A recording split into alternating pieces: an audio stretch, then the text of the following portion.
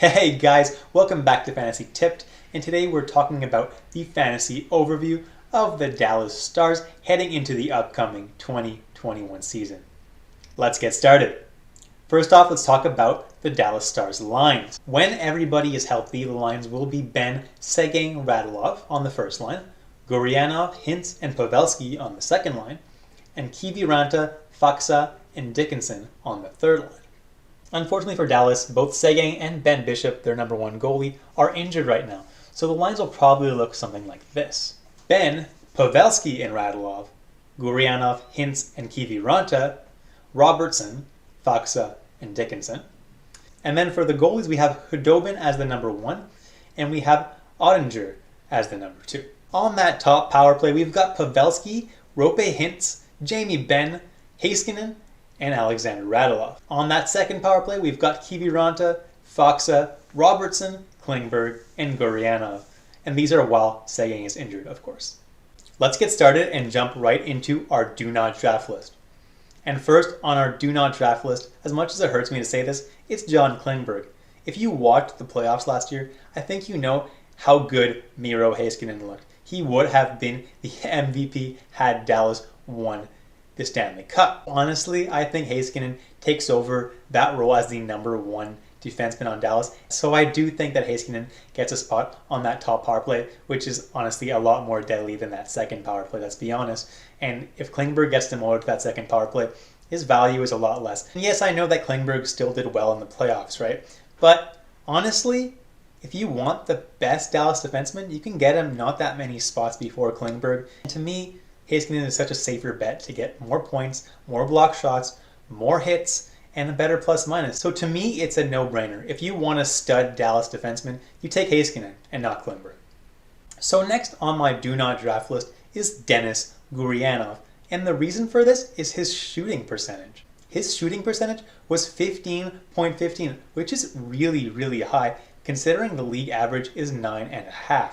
So yeah, he scored 20 goals last year and 9 assists, which is only 29 points in 64 games. It's not that good. For fantasy this year, it's a 56 game schedule. So in 56 games, you're going to want 34 points at the very minimum to be somewhat fantasy viable. And last year, his shooting percentage was super inflated, and he didn't even hit that. So to me, it's really not worth the risk in drafting Gurianov. And I don't think there's any way his numbers really improve that much. So next on my do not draft list, guys, is Joel Kiviranta. And he was Dallas's playoff hero last season. He really emerged. Nobody knew who he was prior to those playoffs. And because of that playoff success, he's ranked at 198, which is pretty high. He scored 5 goals in those playoffs in 14 games, which is pretty good, but he wasn't shooting the puck a whole lot. He mostly just got lucky. His shooting percentage was almost 24%, which is just insane. Are you really going to bank on a guy to sustain a shooting percentage of 24%? I really hope not, because it's a really bad idea, and I'm absolutely avoiding Kiviranta at all costs at 198. So last on our do not draft list, guys, is Esa Lindell, and he's kind of been fantasy relevant in the past, but honestly, I don't really see him being fantasy relevant anymore. Last year, he only had 23 points, and those numbers aren't going to get better. The only thing he has going for him is the block shots category. He got 127 last year, which was 15th best in the league. So the only way I would consider him is if you're in a pool where block shots count for a lot of points. Alright guys, so let's jump right into our draft list. First on the list, I talked about him before, it's Miro Heiskanen. He is right now very clearly the number one defenseman on Dallas after that playoff run. I don't think anyone can debate that at this point, and he should have a really, really good season. He likes to shoot the puck a decent amount, he likes to block a decent amount of shots, and last year he finished first on the team in plus minus. I really like Miro Heiskanen this year, I gotta tell you. Next on my draft list is Anton Khudobin, and honestly I really like drafting him too this year. Ben Bishop is injured till at least the end of March, so that gives you 2.5 months of Khudobin being the easy number one goalie on Dallas and getting the majority of starts. And in a shortened season with a condensed schedule where teams are going to be splitting the starts pretty evenly between their two goalies, having a bona fide easy number one in Khudobin is really great. Obviously, Ottinger will start a few games here and there, but I do see Khudobin getting the vast majority of the starts until Bishop gets back. The next two guys on my draft list, guys, are Radulov and Jamie Benn, and they'll be playing together on the top line and the top power play pretty much the entire season. They've got really good chemistry, and unfortunately they both had a little bit of a down season last year. Now, both of these guys' shooting percentage last year was just over 11%, which you might think is pretty high. But actually, for both of these guys, their career shooting percentage is over 13%, so that number should actually go up this year. One more thing for Jamie Benn, if you're in a bangers league, he hits a lot. 167 hits last year puts him in the top 25 in the entire league for hits. So yeah, if you're in a bangers league, Jamie Benn's actually a really, really good pick.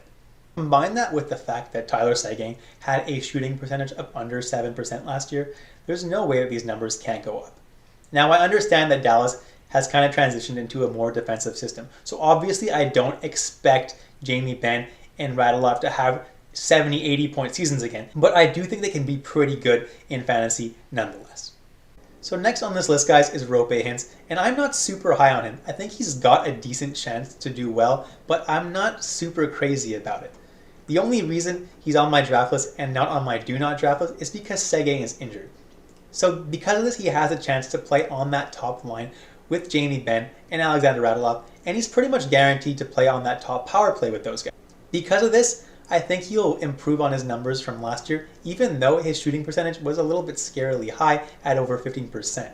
Still, at this range, you can draft him, but I'd probably go with someone else with a little bit more upside.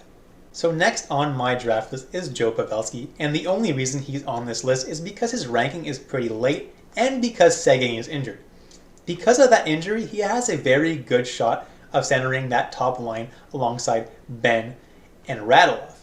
So obviously, when you're centering those guys, you have a very good opportunity to put up points, and I think his numbers will improve from last year. If his numbers don't improve from last year, he's not a very good fantasy asset. But if you're drafting Pavelski in this range, you are banking on him improving those numbers, which is a little bit scary considering that the guy's 36 now, but I do think he has a chance to bounce back if he does end up playing on that top line. If he doesn't play on that top line, I wouldn't draft Pavelski. It's a little bit too risky for me.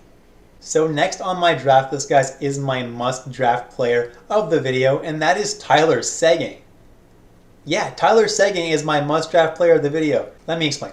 Tyler Seguin is injured and probably won't play until the beginning of April, which is a pretty long time, I know. But at that point, you'll be approaching the fantasy playoffs, and having a guy like that come off your IR and directly into your lineup can really, really bolster your team and propel you into the playoffs and possibly win you a fantasy championship. So to me, Tyler Seguin is the best player on Dallas by far. He had 50 points in 69 games last year. He had 245 shots on goal, which is the 9th most in the league last year, but only had 17 goals.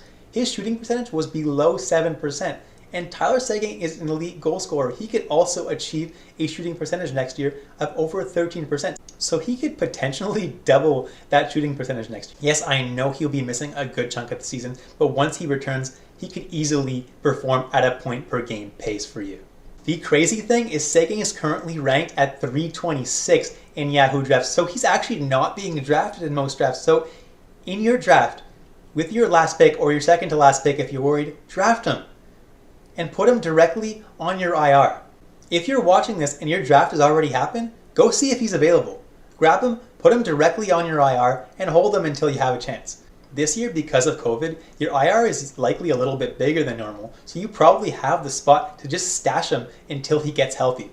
I absolutely am going to do this in my pool, and I'm going to draft Tyler Seguin with one of my last draft picks. Last but not least, if you have a really big IR, or you've missed out on Tyler Seguin, grab Ben Bishop. Ben Bishop is also out till the end of March, but once he returns, he'll be that 1A goalie in Dallas. Khudobin will be that 1B. He'll get about half the starts, which is great considering that Dallas is a pretty good team, so he'll get a decent amount of wins. So if you can't get Seguin, draft Bishop, or if you have a really big IR, get them both. Alright, last but not least, guys, these are two prospects that I think have a decent chance of cracking the lineup, but I honestly don't think they're going to make too much of a dent. Robertson might be able to play on that second line. If he does, he might have some value, but I'd rather stay away from him. And Hurley might be alright. He might be given some second power play time, but even there, Dallas has 2 really good defensemen already, and I don't really see a third one getting that many points this year. That's it, guys. Thank you for watching all the way through. I really appreciate your support. Please leave a like, subscribe, and comment below. Let me know how I can improve these videos. Until next time, guys, stay safe, stay healthy, and I'll catch you in the next episode of Fantasy Tipped.